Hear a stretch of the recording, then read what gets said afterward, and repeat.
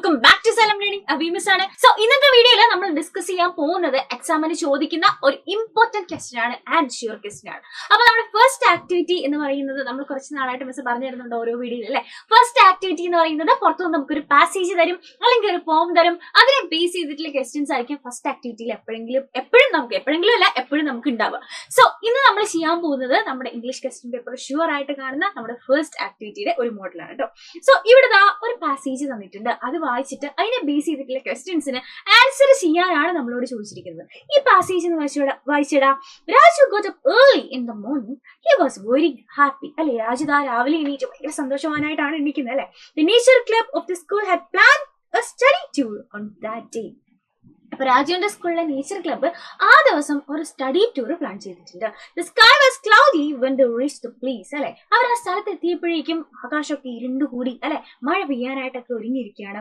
He was thrilled to visit the beautiful Neelamala forest. അവരെവിടെയാ പോയത്? നീലമല ഫോറസ്റ്റിലാണ് പോയത് അല്ലെ. Listen to the chirping of birds. How sweet it is, his friends shouted. അല്ലെ, അപ്പൊ രാജുവിന്റെ കൂട്ടുകാരൊക്കെ പറയുന്നുണ്ട് ബേർഡ്സിന്റെ ചിർപ്പിംഗ് എന്ന് പറഞ്ഞാൽ എന്താ? പക്ഷികൾ ചിലക്കുന്ന ശബ്ദം കേൾക്കും, എന്ത് മധുരാണ്, ഹൗ സ്വീറ്റ് ഇറ്റ് ഈസ് എന്ന് പറയുന്നുണ്ട്.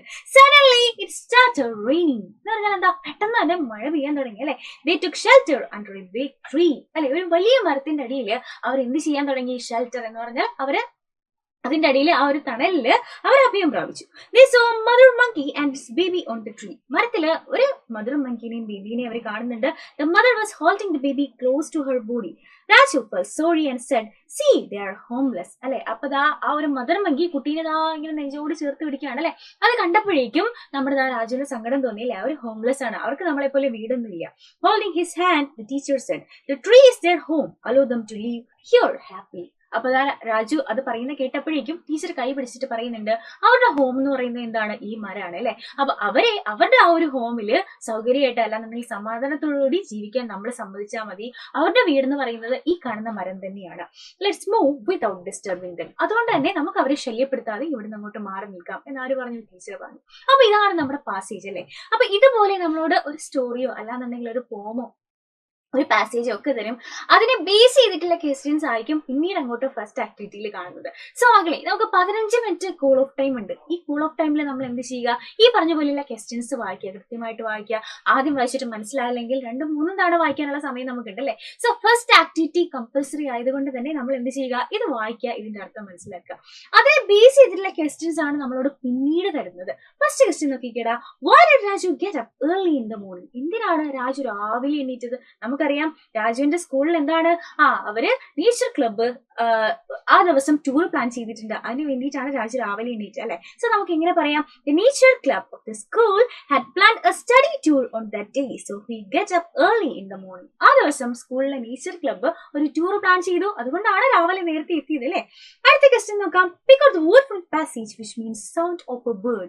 പക്ഷിയുടെ ശബ്ദം എന്നർത്ഥം വരുന്ന വേർഡ് ഈ പാസേജിൽ നിന്ന് കണ്ടെത്തുക. നമ്മൾ പറഞ്ഞു വായിച്ചപ്പോഴേ ചിർപ്പിംഗ് ഓഫ് ബേർഡ് എന്ന് പറഞ്ഞു അല്ലെ. അപ്പൊ ചിർപ്പിംഗ് ഓഫ് ബേർഡ്സ് എന്ന് പറയുന്നത് എന്താണ്? പക്ഷിയുടെ ശബ്ദത്തെ പറയുന്നതാണ്. അപ്പൊ ഈ ഒരു പാസേജ് വായിച്ചു കഴിഞ്ഞാൽ നമുക്ക് ഈസി ആയിട്ട് ആൻസർ ചെയ്യാവുന്നതേ ഉള്ളൂ ഈ ക്വസ്റ്റ്യൻസ് അല്ലെ. മൂന്നാമത്തെ ചോദ്യം നോക്കാം. Mother monkey held his baby close to her body. Why? Mother monkey അതിന്റെ ബേബിയെ ചേർത്ത് പിടിച്ചു, എന്തുകൊണ്ടാണെന്ന് ചോദിക്കുന്നുണ്ട്. അടുത്ത ക്വസ്റ്റ്യനില് what is the message of the story? ഈ ഒരു സ്റ്റോറിയുടെ മെസ്സേജ് എന്താണെന്ന് ചോദിക്കുന്നുണ്ട്. Give a suitable title to the story. ഈ സ്റ്റോറിക്ക് ഒരു സ്യൂട്ടബിൾ ആയിട്ടുള്ള ടൈറ്റിൽ കൊടുക്കാനും പറയുന്നുണ്ട്. സോ ഇത് നമുക്ക് എങ്ങനെ ആൻസർ ചെയ്യാം? Mother monkey held his baby to her body because of heavy rain. ഭയങ്കരമായിട്ട് മഴ പെയ്യുന്നുണ്ട് അല്ലെ. ഈ ഹെവി റെയിൻ മൂലമാണ് മദർ മങ്കി കുട്ടിയെ ഇങ്ങനെ ചേർത്ത് പിടിച്ചത്. അടുത്ത ക്വസ്റ്റ്യൻ എന്താ? What is the message of the story? എന്താണ് സ്റ്റോറിയുടെ message? Don't cut the trees and also put up many trees അല്ലെ. അതായത് ഈ മരമാണ് അവരുടെ വീട്, അതുകൊണ്ട് നമ്മൾ അവരെ ശല്യപ്പെടുത്തരുത്, അല്ലെങ്കിൽ മരം വെട്ടരുത്, മരം നട്ടുപിടിപ്പിക്കുക എന്നൊക്കെ ഒരു മെസ്സേജ് ആണ് ഈ ഒരു പാസേജ് വായിക്കുമ്പോൾ നമുക്ക് കിട്ടുന്നത്. സോ അത് നമ്മൾ കൃത്യമായിട്ട് എഴുതുക. ലാസ്റ്റ് ക്വസ്റ്റ്യൻ എന്താ? ഇതിനൊരു സീറ്റബിൾ ടൈറ്റിൽ. അപ്പൊ നമ്മൾ ഈ ഒരു പാസേജ് വായിച്ചിട്ട് അതുമായിട്ട് ബന്ധപ്പെട്ട നമുക്ക് ചേർന്ന അല്ലാന്നുണ്ടെങ്കിൽ ഈ ഒരു പാസേജിന് യോജിച്ച ഒരു ഹെഡിങ് നമുക്ക് കൊടുക്കാം അല്ലെ. ഇവിടെ മിസ് മദർ ട്രീ എന്നാണ് കൊടുത്തത്. സോ ഇതിന് വേറെ എന്തൊക്കെ ടൈറ്റിൽ കൊടുക്കാൻ പറ്റും എന്നുള്ളത് നിങ്ങൾ എന്ത് ചെയ്യുക? താഴെ നമ്മുടെ കമന്റ് ബോക്സിൽ കമന്റ് ചെയ്യുക. സോ ഈ ഒരു വീഡിയോ മിസ്സിന്റെ കുട്ടികൾ എന്ത് ചെയ്യുക? മാക്സിമം ഫ്രണ്ട്സിന് ഷെയർ ചെയ്യുക. വേറെ ഒന്നും കൊണ്ടല്ല, നമ്മുടെ ഫസ്റ്റ് ആക്ടിവിറ്റി എന്ന് പറയുന്നത് ഇത് തന്നെയാണ്. ഇതുപോലെ ഒരു പാസേജോ ഒരു സ്റ്റോറിയോ ഒരു പോമോ തന്നിട്ട് അതിനെ ബേസ് ചെയ്തിട്ടുള്ള ക്വസ്റ്റ്യൻസ് ആയിരിക്കും ഫസ്റ്റ് ആക്ടിവിറ്റി.